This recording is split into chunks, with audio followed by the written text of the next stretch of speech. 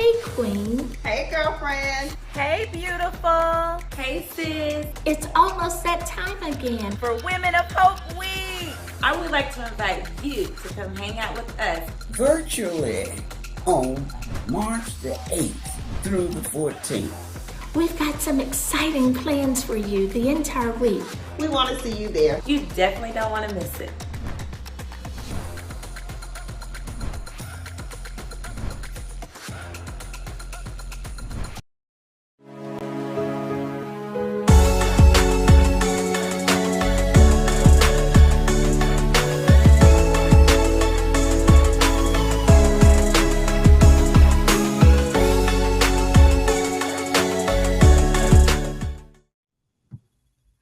Hello, everyone, and welcome to the Pink Table Talk. How are you all doing today? My name is Loria Reed, and I'm your host, and we are so excited to have you with us women. This is our show for us, by us, ladies, and today we have an outstanding subject that we're talking about. So go ahead on, begin sharing and liking this, letting your friends know that we're on today. We are talking about Lost in Translation, and I've got three of our women friends from House of Hope Atlanta that I can't wait to introduce to you guys. But really quickly, go ahead on, share this, like this, text your girls, let them know that we're on, or send this link to somebody if it's after the show has already been completed. So let me introduce who we have coming up today. You guys can bring them on up, my girls. I've got Miss Stephanie, I've got Natalise and Chandler with me today. Hey, y'all. Hi. Aren't they beautiful, you guys? So, okay, let me introduce each one of them, and they're all very dear to me. Chandler is a beautiful teacher in Gwinnett County Schools. She's our young baby in her 20s, as we like to say, but she's very wise. Sweet girl from Valdosta, Georgia. She's a teacher and just a cheerleading coach as well, y'all. When she starts talking, you can tell she's a coach. You know, they had that little raspiness thing going. But anyway, I love her, a native of Valdosta, Georgia. Y'all say hello to Chandler. Hey, Miss Chandler. Hello. Thank you for having me. Yes, ma'am. And next, Miss Natalie, she's been on before. She's my girl. Both of them, Chandler and Natalie, are in our small groups and also assist with Women of Hope. And I'm just so glad that she's on today. She assists with so much. She's just, I don't even know where to start with all the things that she knows how to do.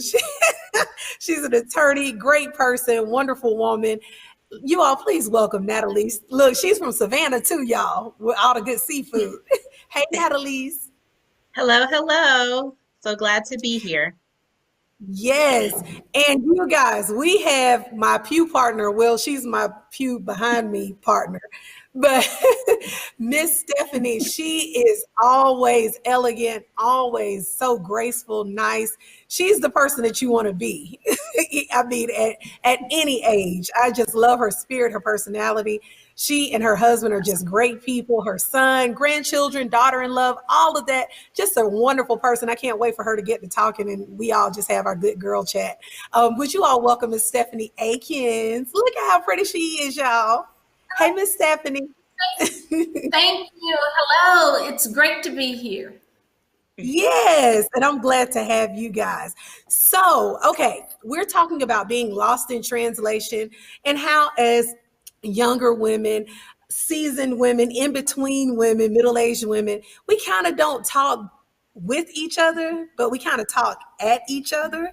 And I kind of wanted to have a girl chat about this because sometimes some older women, I'm not going to say all, some look down on the younger women. And then some of the younger women look down on the older women and say, hey, y'all can't tell me nothing. Y'all weren't born during this time. So how do you all feel about that? And I'll start with you, Miss Stephanie. Do you think that we've done a good job with, and you can talk about yourself, with mentoring, with talking to our younger women, with talking to each other and not talking at each other as ladies? I absolutely do believe we've done a good job of communicating with each other. I also feel that our role as women in any generation is to make correction with love. And therefore, we don't want to offer constructive criticism, but offer feedback. It's kind of a pet peeve of mine if someone says, "Can I offer you some constructive criticism?" That's almost a turnoff. So I Right. much rather hear, "Let me offer you some feedback." Yeah, I like that. I'm going to start saying that feedback. It sounds softer. It doesn't sound so harsh. Like let me give you constructive criticism. I like that. I like that. What about you guys, Annalise and Chandler? How do you feel? Do you think that we've done a good job with bridging the gaps of the different generations? Natalie, you want to Oh, start? Natalie, look, I can. Natalie, you can do it. I think there's always room for growth. I know personally, I'm open to getting this feedback, criticism, constructive or not. Sometimes I feel like it's necessary to have someone who cares enough to get you together. And I feel that that has been lacking, not necessarily, I'm not speaking House of Hope generally. I'm just talking about in just older women, adult women, in offering feedback. I just think there's more of a space to do it. I think there's more of us who want to hear from you than you may actually realize. It's good to hear from other people. You never know someone's life situation or, whether they have someone at home or in their family who they really look up to get that sort of feedback. So to have it coming from a good place from women of faith is always nice. I like that. I like that a lot. Chandler, what do you think about that? I would definitely have to agree with Natalie's. There is a way to approach. I do know just working with, older women and then women like me in my 20s, my mid 20s, there is a little gap. And like Stephanie was saying, just come with love because now, especially with times have changed, it's just a little different. So just feedback, basically just feedback. We want the feedback, but not like criticizing like everything we do. Just give us some loving feedback. And I believe that's a little more receptive to take. So Right, right. And one thing that I admire about, okay, let's go through the generations like we do at church. We've got the builders, the boomers, the busters, the bridgers, and the blossoms. So I am a buster. Miss Stephanie, you are a boomer, correct? Actually, I'm a builder. What? Wait a minute and stop the show. Stop it. No, ma'am, you are not. Are you sure? You Are are you not sure? a Let's boomer. get those categories again. Tell Do me you those categories. look, do you wear brown or do you wear black? I wear brown. Okay, well, you're a boomer. All right, I'll be a boomer. Look at me. I'm like, wait a minute. You cannot be you just hold on. So you're a boomer. You're Thank a you for boomer. the correction. Yes. I was Yes. about to say, there is no way this woman is a builder. But anyway, so my thing was, I don't forgot my question now. Lord have mercy. Okay, we got all the different generations. So my thing is, and Natalise you're a bridger, correct? I don't, I wear red. She's a bridger. And Chandler, I believe look, y'all messing up my whole question. Okay, but that's all right. So I am a buster, so I wear the gray. But I feel like sometimes, how should I say it, with our different generations, we don't admire each other for the things that we bring to the world. And we kind of look at each one as being competitive with the next. So I want to talk to you guys about one thing that you admire, Miss Stephanie, about the younger generation. Natalise and Chandler, I want you to talk about something that you admire about women who are older than you. So what is one thing that you guys admire about each other? Okay. Chandler, I'll start. Go ahead. Go ahead, Miss Stephanie. Okay. All right. In thinking about the younger generation of women, I truly admire their carefreeness, and they're non-conforming. very carefree. They're very much at ease with being themselves. And I absolutely love that. I absolutely love it. That's awesome. I never thought about that. Okay. All right. Chandler, I what think about that was you? very Go nice ahead, said. Natalie. She said, I think that was nice. Chandler, what That do you was think? nice. What I admire about older women who I look up to is just how they carry themselves. We don't see that now, like poised, distinguished, just sticking to what they know and who they are. So I look up to that part of them because now I feel like people are just searching for themselves more and more, but they know who they are. And that's what I look up to the most. I like that. I like that. Natalie? Yeah, and Chandler even used some of the adjectives that I had planned on using. But that's okay because I'll add on to what you said by saying this. What I admire most is the poise through adversity. So I've seen women who have been through everything. Like, I mean, when I hear them tell their stories or talk about things they've experienced, I'm like, and you still look like that?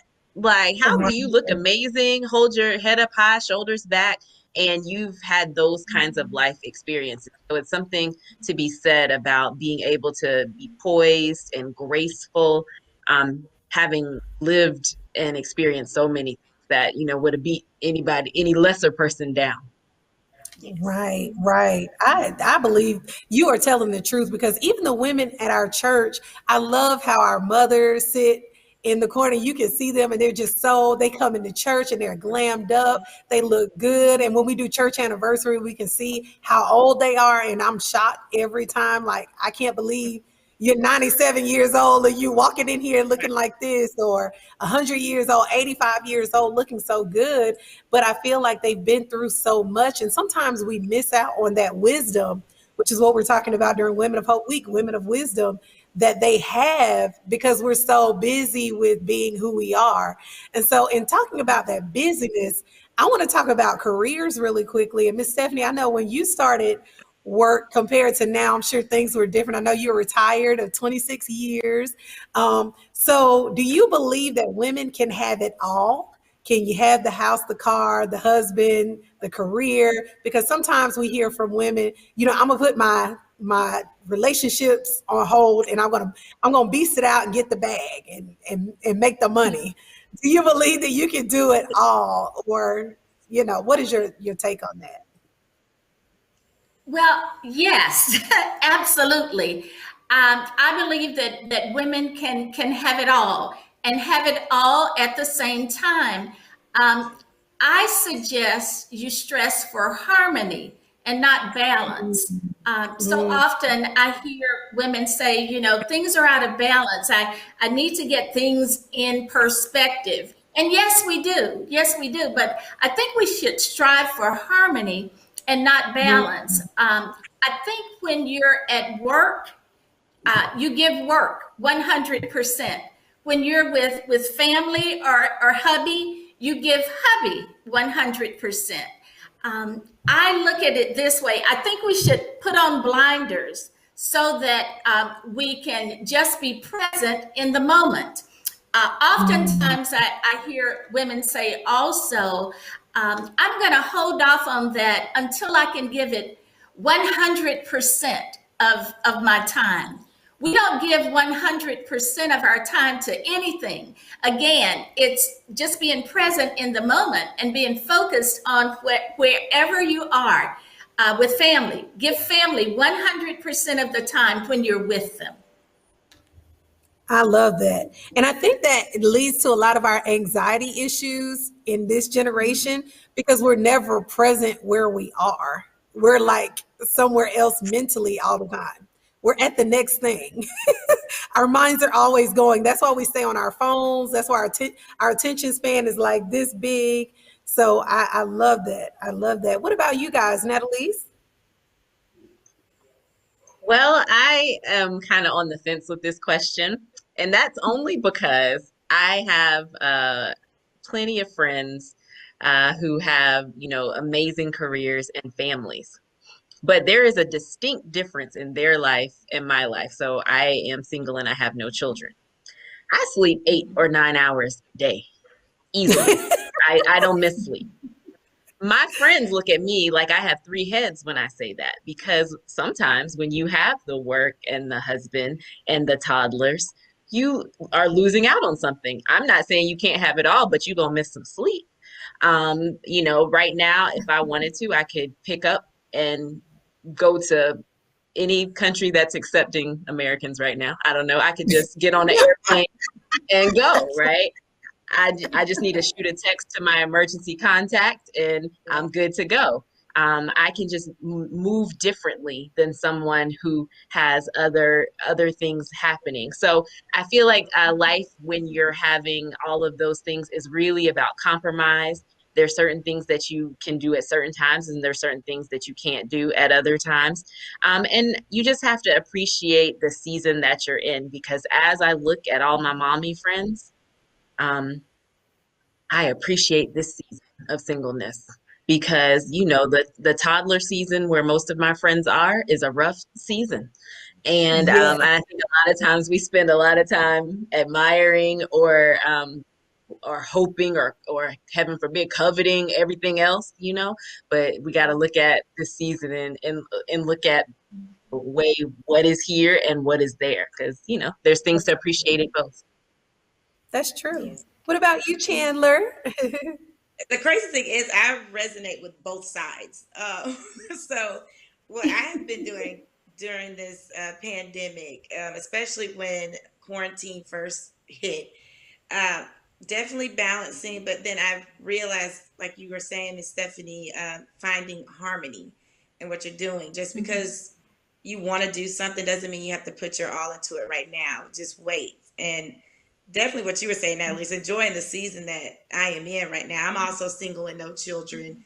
And I have friends who are married, have pregnant or have kids, already toddler phase, everything. And they look at me and they're like, I'm just so jealous that you get to do everything. And at first I'm like, well, I'm jealous because you're in a relationship, you're married, everything else like that. You have someone to talk to during quarantine. I don't, besides my parents and my friends. But now looking back, I'm reflect and I am grateful that I do have this time.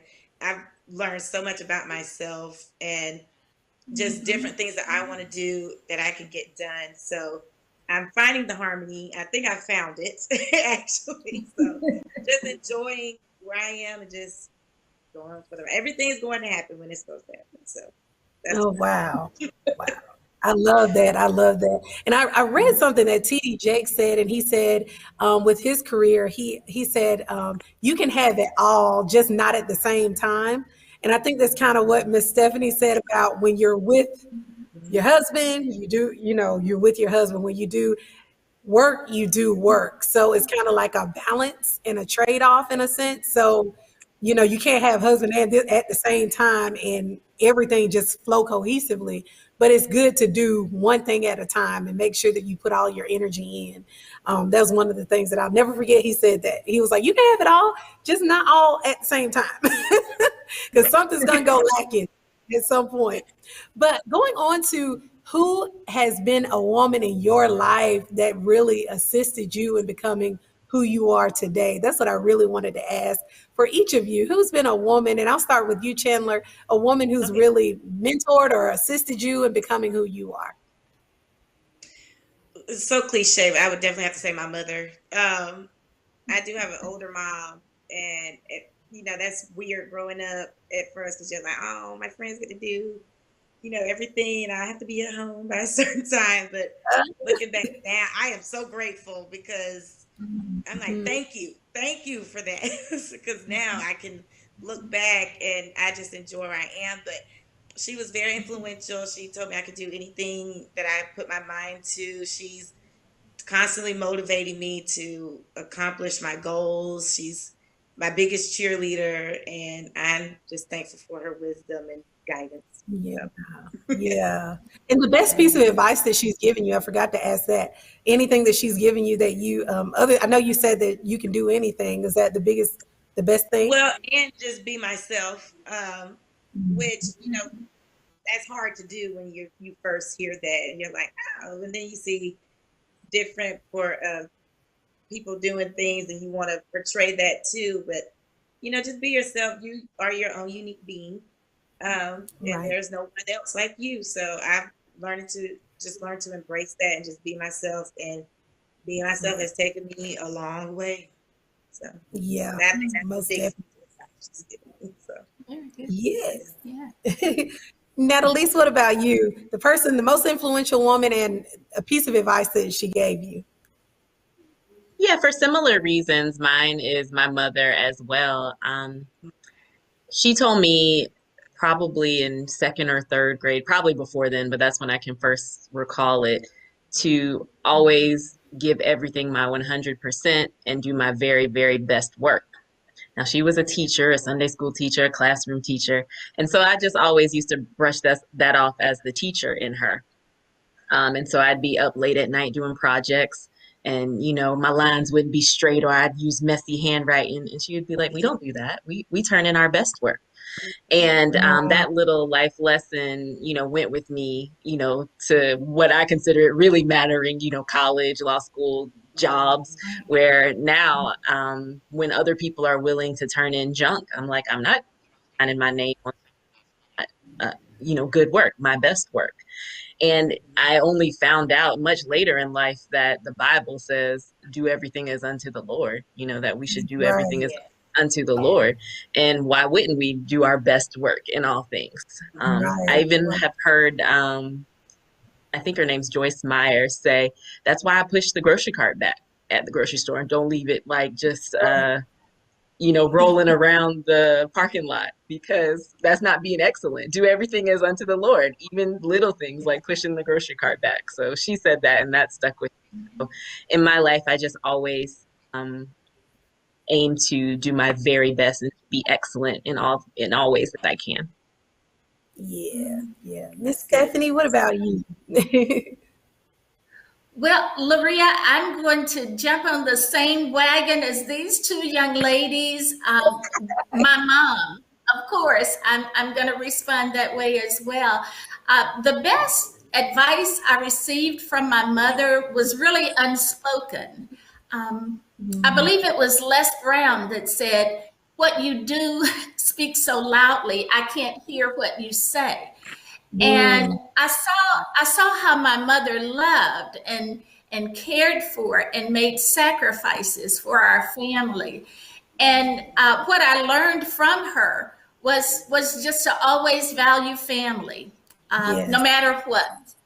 Wrap your arms around family, be there for family, and support each other. And our family unit, our community is small, but it's strong. That's right. I love that. Well, ladies, we are done. I enjoyed y'all. Look, we don't have any translation problems amongst us at all. But I think what we need to do is more of what we did. It's just talking to each other and developing relationships and not counting people out because of their age. And that goes for younger women, older women, in between women, because every woman has a story, and you all have a story as well. So thank you guys for coming on the Pink Table Talk. I'm so glad y'all came. Thanks for having us. Cool. So we're going to wrap it up. Thank you guys for tuning in. We're going to have them back to talk some more about being lost in translation or other things. So make sure that you tune in to the Pink Table Talk next time. I'm your host, Loria Reed. We love you, and we'll see you next time. Bye.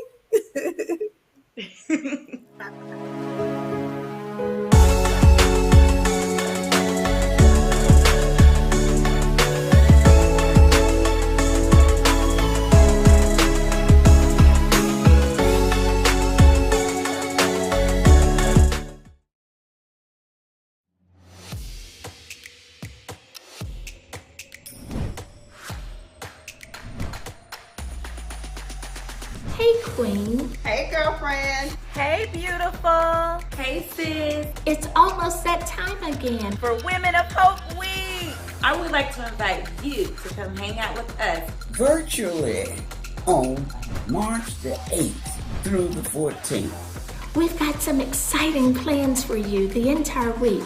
We want to see you there. You definitely don't want to miss it.